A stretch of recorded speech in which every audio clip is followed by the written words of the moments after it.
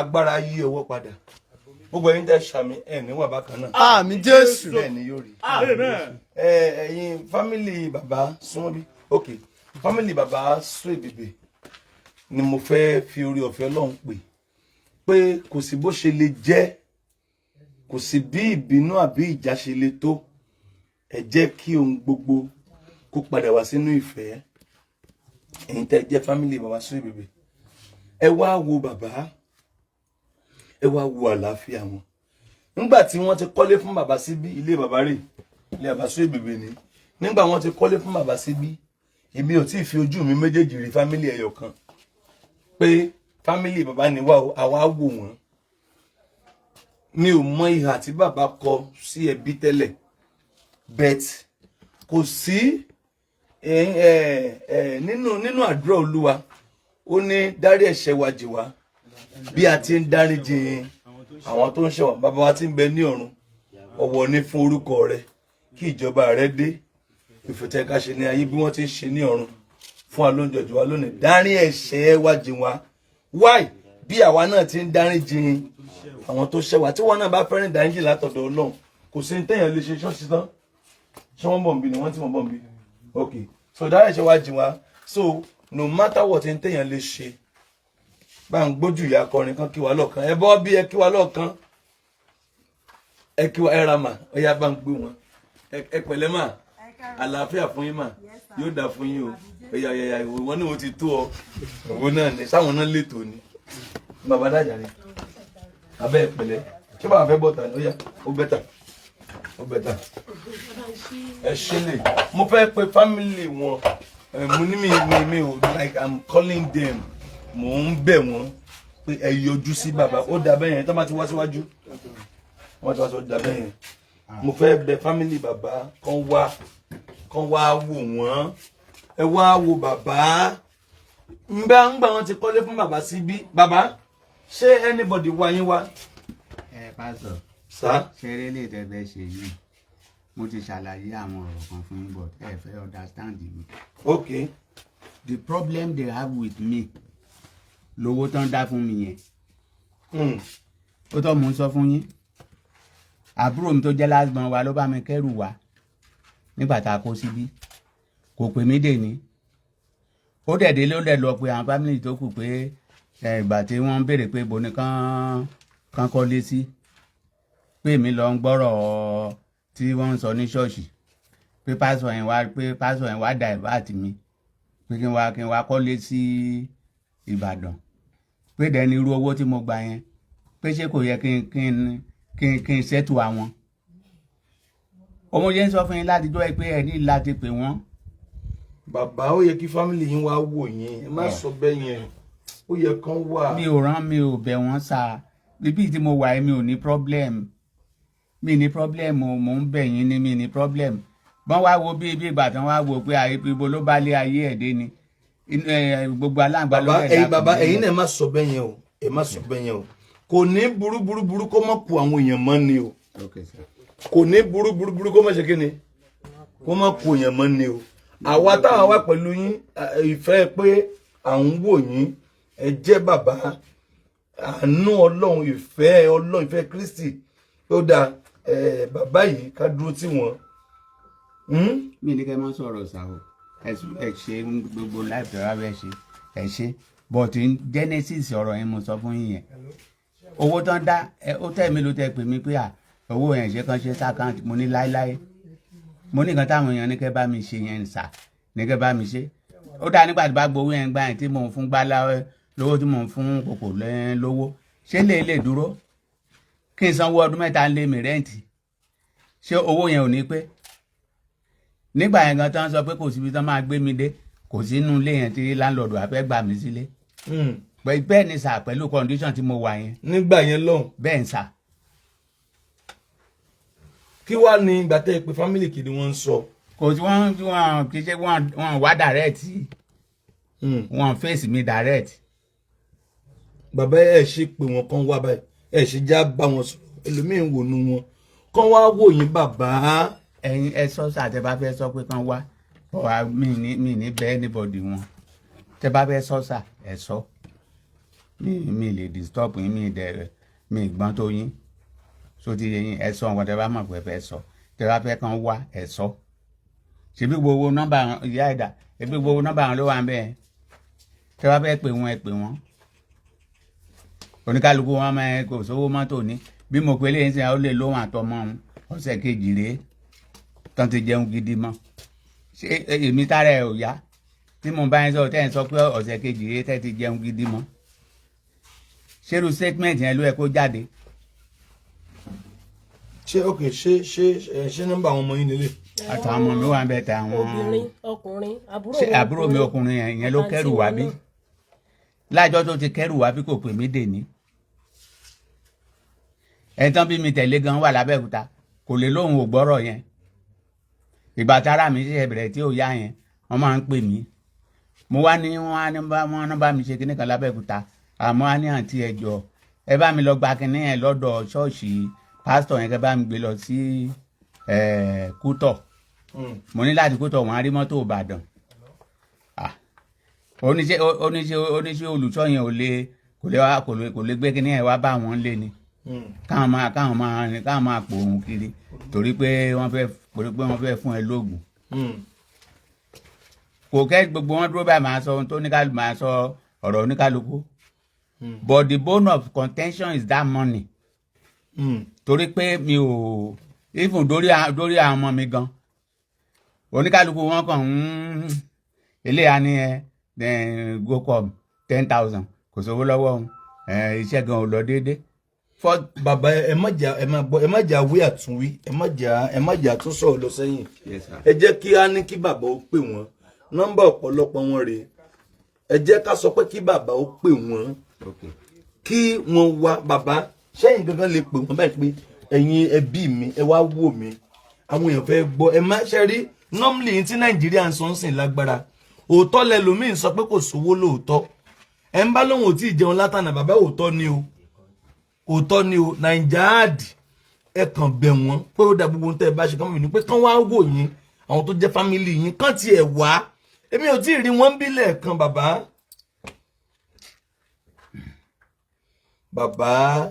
ẹ pè wọ́n kán wá wò yín tó bá jẹ́ pé o mọ́tò ni à ń dù ẹ̀.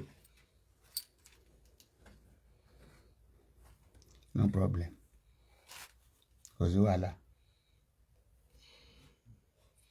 ẹ sọ̀rọ̀ bàbá ẹ kàn sọ pé no problem ni ẹni kan wá wò yín. ó ti yá sẹ́ẹ̀.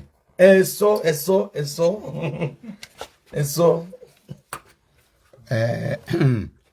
bí ọdún àtijọ́ tó ti bá mi kẹ́rù wá sí Ìbàdàn níbi tí mo wà dé ní báyìí ò pè mí mo pe nọ́mbà ẹ títí tí ò gbé kí ló ṣẹlẹ̀ ṣé mi ìtọ́lẹ́ni tó yẹ kó wá wò àbí bẹ́ẹ̀ ni mo burú sí ẹ tó gbogbo àwọn tàdẹ̀jọ́ wa ṣọ́ọ̀ṣì wọ́n ń béèrè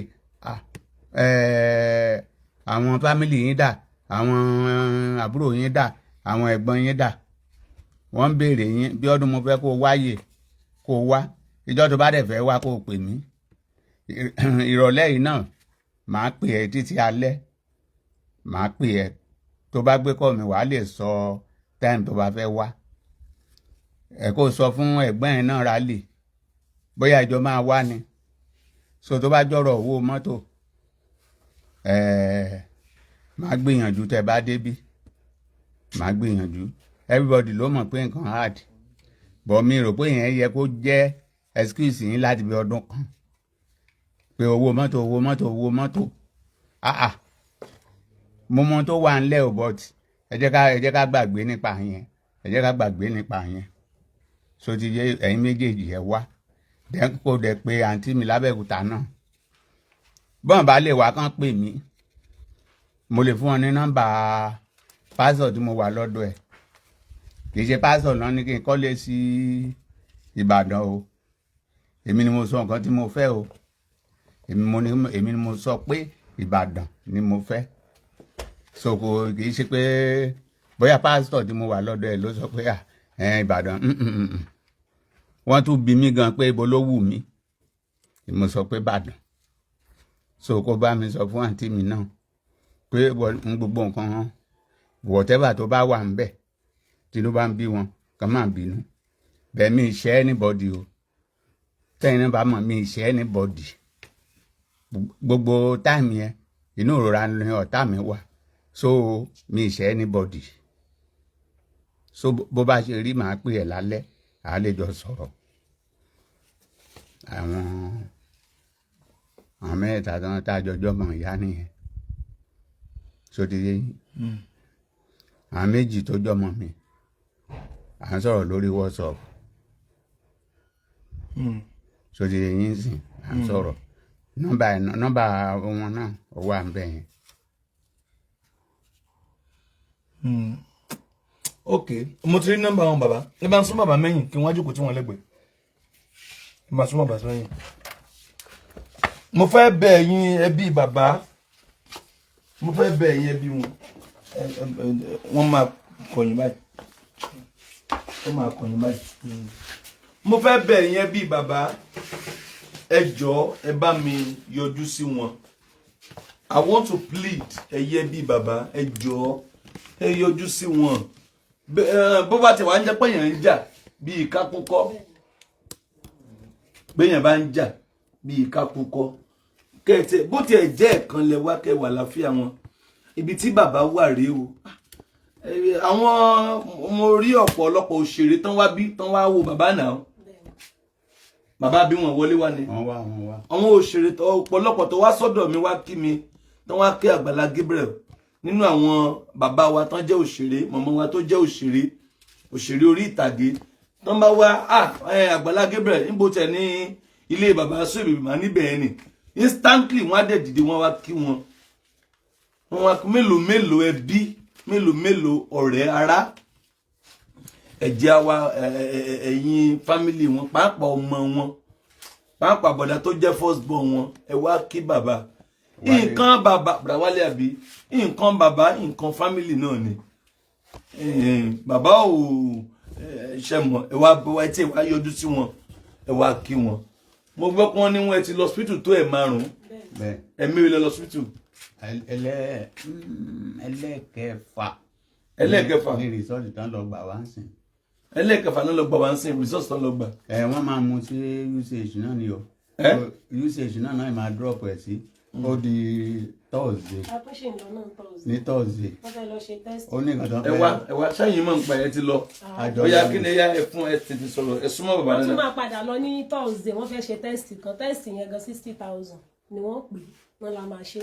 tẹ́sítì yẹn 60,000. yàtọ̀ sí pé a ti ń sanwó fún yín láti inú foundation 250 ta sẹ́ǹsì bàbá tó ti tán ni. sọ owó tí mo tó yá 25,000 lọ́wọ́ lady pupa yìí. Olódùmarè mi tí fún. Bàbá kí gẹ́gẹ́ náà lè máa ṣe lọ́spítù. Kí ni prostrate yẹn ni problem tí. Ẹ̀wọ̀n prostrate. Tí ó máa ń disturb ìtọ̀. Ok. So wọ́n náà fẹ́ wò pé ó rò pé kó má lọ develop kó má go to develop cancer. So wọ́n fẹ́ gba wọ́n lórí kankan tó fẹ́ gbà níbi. Ṣé wọ́n ti wàá gbà ni? Torí bẹ́ẹ̀ ṣe ń pò yọ hospital yẹn wọ́n ní bẹ́ẹ̀ ṣe ń lọ pé ẹ̀ ná less than 55,000 bẹ́ẹ̀ ṣe ń lọ. Mọ́tò tó wá ń gbé mi bí lójúmọ́ mọ́tò tó ń gbé lọ hospital lójúmọ́. bẹ́ẹ̀ ni Samikra tó ń gbé lọ hospital lásán. bẹ́ẹ̀ ni àwọn owó tó ń sẹ́ndì pé kí n fi jẹun òun mo fi ń ṣe. Àwọn tí mo fi tì í náà ni wọ́n ń jíṣẹ́ fún mi ṣe mo pa busy gan so mo kàn ráyè láàárọ̀ kí wọ́n wo bàbá ni so 60,000 mi tí ní òní mi ṣe lè yọjú. Ok, wọ́n tún ní kẹ́ wá again báyìí. Thursday máa san wọ́n ní kẹ́ tún wá Thursday. Wọ́n náà fẹ́ mú kankan ní abẹ́ mi tán fẹ́ gbé lọ sí lab. Wọ́n fẹ́ mú ọ̀kan lábẹ́ yín tán fẹ́ gbé lọ lab. Ẹ má bínú ṣáàlẹ̀ ẹ má pariwo hospital wò lẹ́nu UCH. Ok, UCH great hospital ni wọ́n yẹ kán dá yín mọ̀ gan. Ṣé o dá mi mọ̀ kò sanwó? Péyàn dá yàn mọ̀ kò sanwó. Kò kọ́ rówó pa fẹ́ rí dókítà lásán 3,000 la máa san pé a fẹ́ rí dókítà lásán. Èyí ní tọ́jú lọ sí báyìí. Bàbá náà wọ́n lè fẹ́ ṣe tẹ́sítì again tẹ́ wọ́n tún dé tẹ́sítì lẹ́fẹ́ lọ ṣe ń gbà yẹn o mo ti ṣe yẹn. ẹ ti ṣe test kíni result ẹ̀dá ẹja wò. òun náà ṣe lọ gbà wọ́n máa mú lọ sílé ọ̀dọ̀ doctor ní lab. kí lórúkọ test ẹ lọ ṣe ń gbà yẹn. èwo lórí prostate náà ni. wọ́n ti ṣe yẹn. àti lórí prostate yẹn wọ́n ń wá kiri. ìgbà tí wọ́n wá rí nísìnyí wọ́n fẹ́ wò pé káwọn tó fún mi lóògùn àbí káwọn tó sọ pé wọ́n fẹ́ treat mi wọ́n fẹ́ mọ̀ pé ṣé cancer ò ti wọ̀ ọ́. gbọ́dọ̀ fẹ́ find out nìyẹn. ọlọ́run akókó ṣiṣẹ́ ìwòsàn yín pátápátá ó lágbára o. ẹ dábàá rí nóòtù mo gbọ́ mo fẹ́ rí yín. mo rí mẹ́sẹ̀gì. òun lọ̀rọ̀ máa ṣe ń dùn mí. tó kọ́lé sẹ́gbẹ̀ẹ́ mi. ká ní pé ó ti ṣe normal thing. irú owó yẹn gbogbo nǹkan tó ń ṣẹlẹ̀ ń bí màá ná sórí ilé mi. Baba, now ntí ẹ fẹ́ lọ hospital báyìí tẹ́ fẹ́ ṣe ìtẹnumọ́ ní kẹtùmọ́ 6,000 wa 60 ní Thursday 60 okay fine èmi á fún yín 60,000 yẹn okay sir tẹ́ máa fún yín lọ́wọ́ ara mi máa fún yín kí wá ló tún kù lẹ́yìn yẹn. do the result. Do the result. Yes, sir. Tí result bá jáde á gbé jáde sí live á dẹ̀ fi àwọn èèyàn. even mi sọ kankan nínú gbogbo fáìlì. the result tẹ́lẹ̀ tó fẹ́ gbé wáyé ètò ẹni wọ́n fẹ́ gbà nǹkan kan jáde ní abẹ́ yín tó fẹ́ gbé wáyé. gbogbo ẹ̀ náà máa ṣe photocopy. náà mo ń bọ̀ ṣé result tẹ́lẹ̀ tó máa gbé jáde ló máa sọ tán máa ṣe fún yín. bóyá oògùn ni o bóyá operation ni o. tó bá ti dìrọ̀ lẹ́ Wednesday wọ́n bá mi kó 60,000 yẹn wá fún yín lọ́wọ́ ara tèmi ẹ lọ hospital. Yes sir.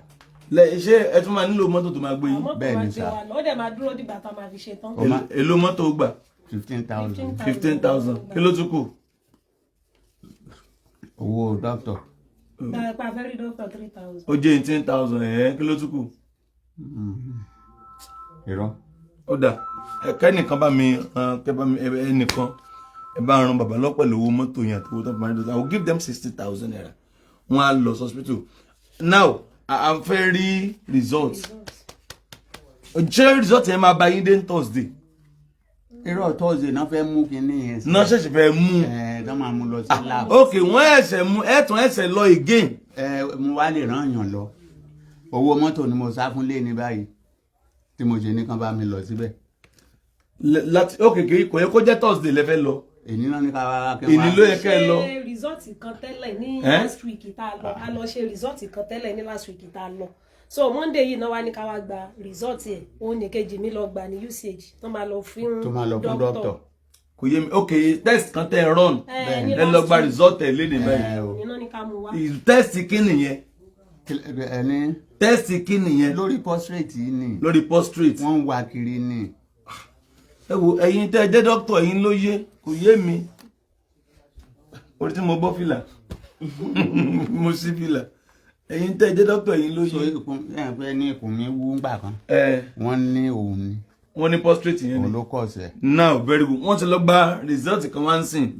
now ní Thursday ẹ wà á lọ wọ́n fẹ́ gba nǹkan kan ní abẹ́ yín ọjọ́ yẹn kọ́ náà máa fún yín result o ọjọ́ yẹn kọ́ wọ́n á fún mi ní déètì. so 60,000 náà pè yẹn. bẹ́ẹ̀ sà. ṣé wọ́n ṣojú náà sọ bẹ́ẹ̀. àjọ lọ ni. ẹ̀mú náà bàbá ọmọ jẹ́ bí wọ́n lè rẹ̀ ń pàwọn ìyàwó rẹ̀. àjọ máa ń wọlé sọ́dọ̀ dókítà ni mi ń lé wọn sẹ́yìn. àjọ lọ ni. ní Thursday máa fún yín 6,000 yẹn kẹ́nìkan bá mi ràn wọ́n lọ́wọ́ pẹ̀lú owó mọ́tò ẹnìkan bá mi ràn wọ́n lọ́wọ́ pẹ̀lú owó mọ́tò àti owó tó máa fi rí dókítà then bàbá rẹ̀ pẹ̀lẹ́ ní nǹkan kan lọ́wọ́ mọ́. ilẹ̀ ti gbẹ ti pẹ́. ilẹ̀ ò ní gbẹ o ilẹ̀ ò ní mọ̀ sọ pé ilẹ̀ ti gbẹ. ẹ̀yin ẹ̀wù mi ti ẹ̀ mọ̀ bí mo ṣe fẹ́ sọ bet ẹ̀yin tí kò ní sún tí ò ní rẹ́yìn máa ń sun mẹ́yìn tí ó ti mọ̀ jù ẹ̀yin tí ò ní sún tí ò ní rẹ́yìn ní orí afẹ́fẹ́ ẹ̀ mọ̀ bá wo bàbá ràn o àgbà tán là ń gba ọ̀lẹ bóyá kàn fi 10,000 ra ráìsì sílé bóyá kàn fi 5,000 ra gàrí sílé bóyá kàn 5,000 ra nǹkan ọbẹ̀ bí òjú tètè lọ 5,000 10,000 2,000 3,000 pé kàn fi bàbá ẹ pé nọ́mbà yín ẹ pé nọ́mbà yín nọ́mbà tẹ́ lò phone call 080 29 94 26 62 again 08029942662. ẹ tún pè lẹ́ẹ̀kan sí bàbá.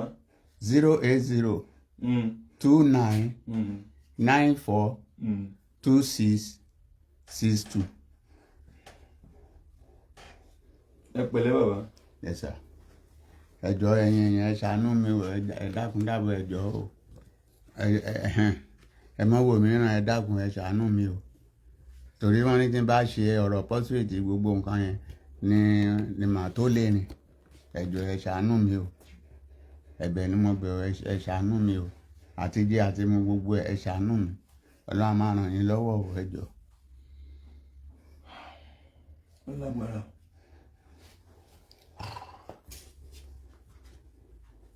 ta ló fẹ́ bá bàbá sọ̀rọ̀ níṣẹ́jú kan?